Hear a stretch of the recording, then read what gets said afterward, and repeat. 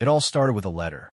Not just any letter, but one of those official-looking envelopes with the HOA logo stamped in the corner. I knew it wasn't good news the moment I saw it. The Homeowners Association had been a thorn in my side since the day I moved into the neighborhood, but this time they'd crossed a line. The letter was short and to the point. My house no longer met the aesthetic standards of the community, and if I didn't make the required changes within 30 days, I'd be forced to sell. Required changes? I looked around my perfectly normal, well-maintained home and scoffed. This wasn't about aesthetics. This was about control. The HOA, led by its power-hungry president, Margaret, had been targeting me for months.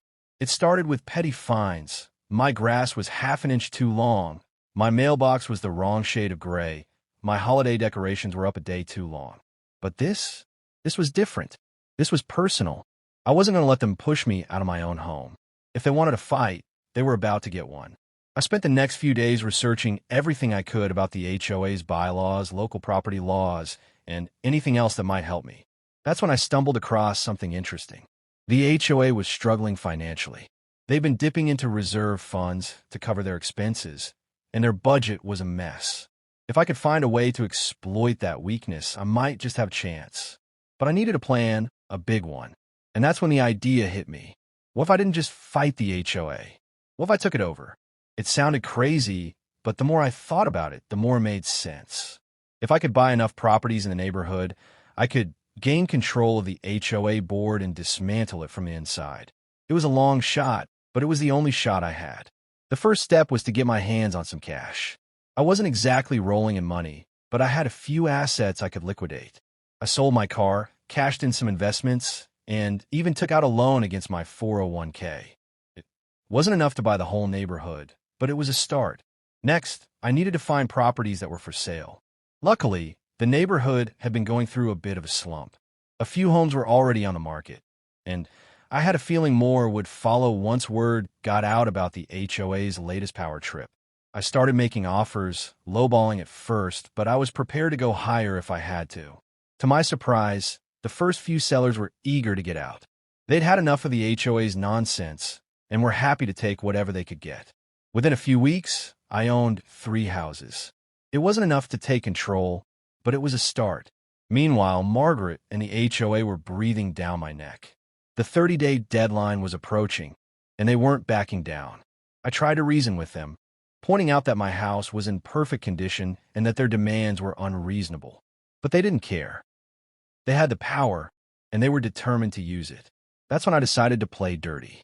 I started digging into Margaret's past, looking for anything I could use against her. It didn't take long to find something. Turns out, she'd been embezzling HOA funds for years. She'd been using the money to fund her lavish lifestyle, luxury vacations, designer clothes, even a new car. I had the proof, but I wasn't ready to use it yet. I needed to wait for the right moment.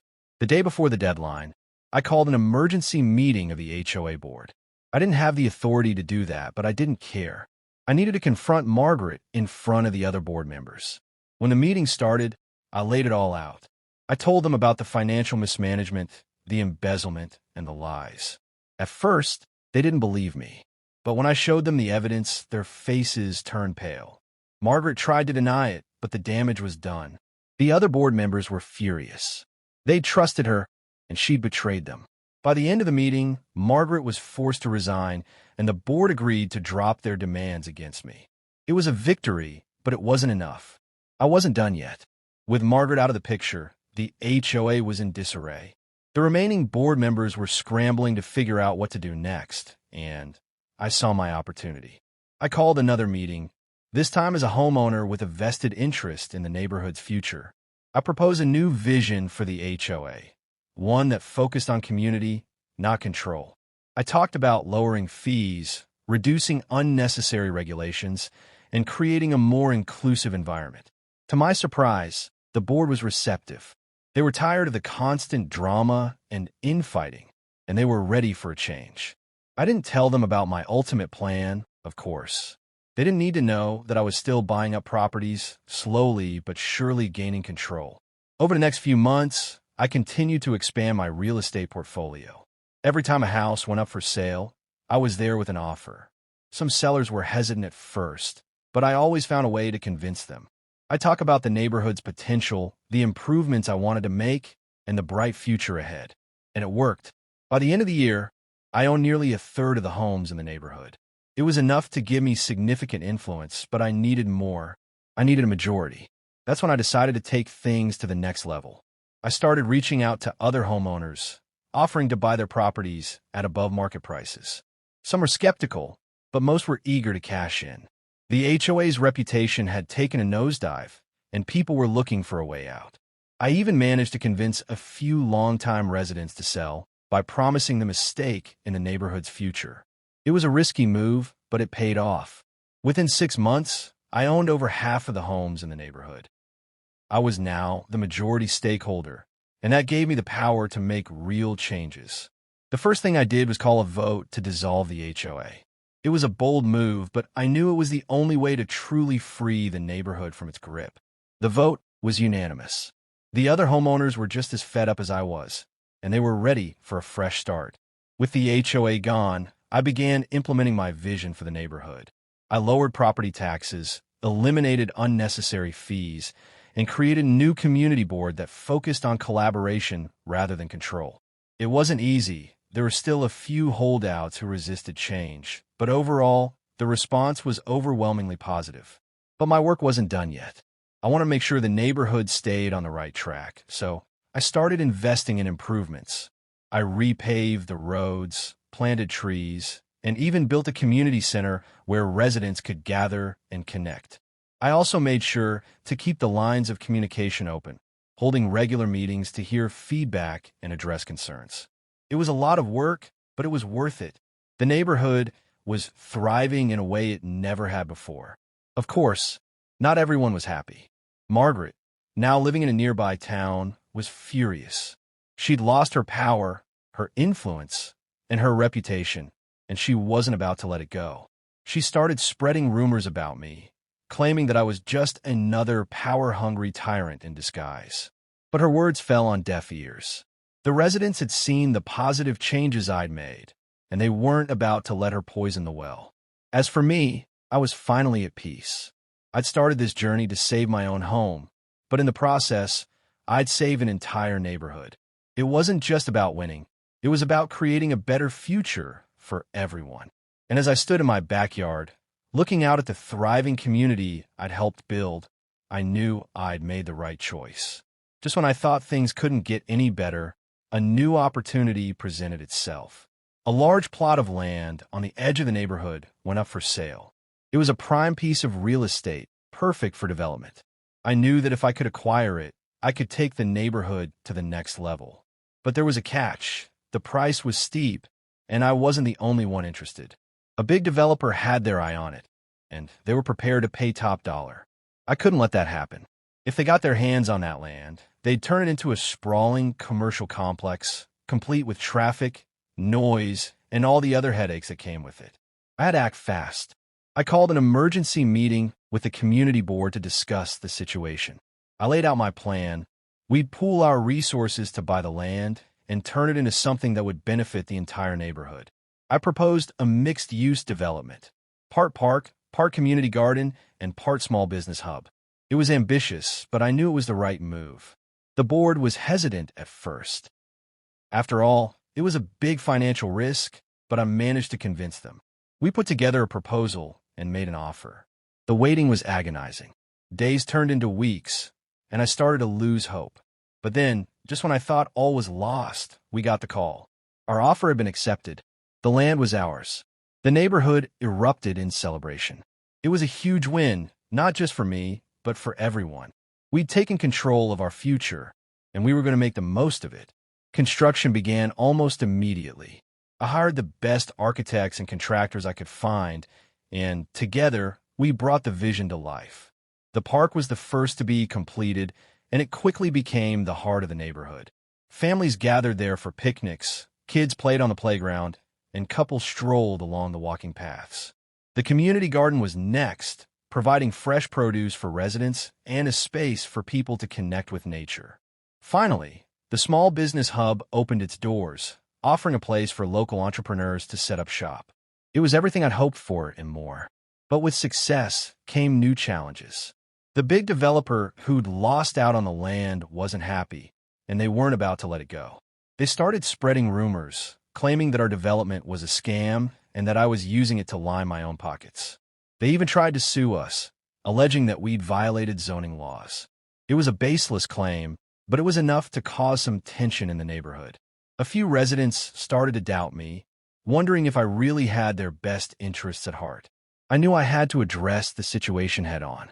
I called another meeting, this time with the entire neighborhood. I laid out the facts, showing them the financial records and proving that every penny had been accounted for. I also reminded them of everything we'd accomplished together. The park, the garden, the business hub. It was a turning point. The residents rallied behind me, and the developers' attempts to divide us failed. With the neighborhood united, we were unstoppable. The development continued to thrive, and the community grew stronger every day. But I couldn't shake the feeling that there was more to come. The developer wasn't the type to give up easily, and I knew they'd be back. I just didn't know when or how. The developer's next move came sooner than I expected. One morning, I woke up to find a notice taped to my front door. It was a cease and desist letter, demanding that we halt all construction on the new development. The letter claimed that we were violating environmental regulations and that our project posed a threat to local wildlife. I knew it was nonsense. We'd gone through all the proper channels and obtained the necessary permits. But it was enough to cause a stir. The media picked up the story, and suddenly, our little neighborhood was in the spotlight. I called an emergency meeting with the community board to discuss our options. We could fight the claims in court, but that would be expensive and time-consuming. Or we could try to negotiate with the developer, but I had a feeling they weren't interested in compromise. In the end, we decided to fight. We weren't going to let them bully us into submission. The legal battle dragged on for months.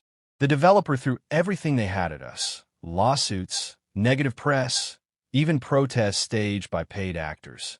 But we held our ground. I hired the best environmental experts to testify on our behalf, and we presented a mountain of evidence proving that our development was not only safe but beneficial to the community. Slowly but surely, the tide began to turn in our favor.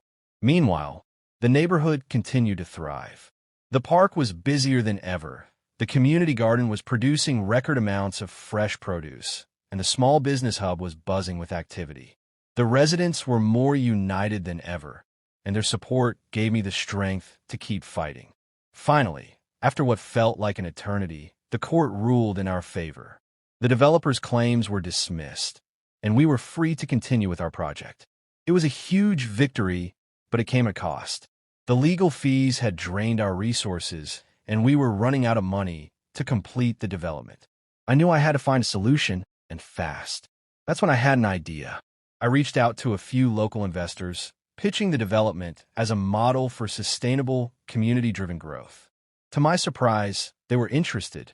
They saw the potential in what we were trying to do, and they were willing to provide the funding we needed to finish the project. It was a risky move. Bringing in outside investors meant giving up some control, but it was the only way forward. With the new funding in place, construction resumed. The final phase of the development, a small amphitheater for community events, was completed just in time for the neighborhood's annual summer festival. The festival was a huge success, drawing people from all over the city.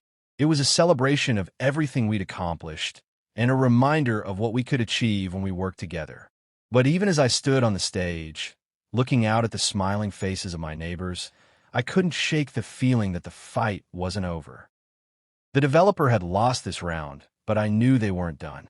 They'd be back, and when they were, I'd be ready. The developer's final move came in the form of a surprise offer. They wanted to buy the entire neighborhood, every house, every property, every inch of land. The offer was generous, almost too good to be true. But I knew what they were really after. They wanted to erase everything we'd built and replace it with their own vision, a soulless, profit-driven development that would destroy the community we'd worked so hard to create. I called an emergency meeting with the community board and the residents to discuss the offer. The room was packed, and the tension was palpable. Some people were tempted by the money. After all, it was a life-changing amount, but most were determined to stand their ground. This wasn't just about money. It was about our home, our community, and our future. In the end, we decided to reject the offer. It wasn't an easy decision, but it was the right one. We weren't going to let anyone take away what we'd built. The developer didn't take the news well. They threatened to sue, to smear our name in the media, to do whatever it took to get what they wanted. But we were ready. We'd been through too much to back down now. The battle that followed was brutal. The developer pulled out all the stops, using every dirty trick in the book to try and break us. But we held firm. We had the law on our side, and more importantly, we had each other. The neighborhood rallied together, organizing fundraisers, writing letters to local officials, and even staging peaceful protests. It was a testament to the strength of our community, and it made me prouder than ever to be a part of it. Finally, after months of fighting, the developer gave up. They withdrew their offer and moved on to other projects. It was a hard-won victory, but it was worth it. We'd proven that a community could stand up to even the most powerful forces and come out stronger on the other side. With the threat finally gone, the neighborhood entered a new era of peace and prosperity. The development was completed, and it became a model for sustainable, community-driven growth. People from all over the city came to see what we'd built, and our story inspired others to take control of their own communities. As for me, I finally felt at peace. I'd started this journey to save my own home, but in the process, I'd helped create something much bigger, a thriving, united community that would stand the test of time. It wasn't always easy, but it was worth it. And as I stood in the park, watching the sun set over the neighborhood I'd helped build, I knew I'd made the right choice. The story of our neighborhood became a legend, a reminder of what people can achieve when they come together and fight for what they believe in. And while the challenges we faced were great, the rewards were even greater. We not only saved our homes, we'd built a future worth fighting for.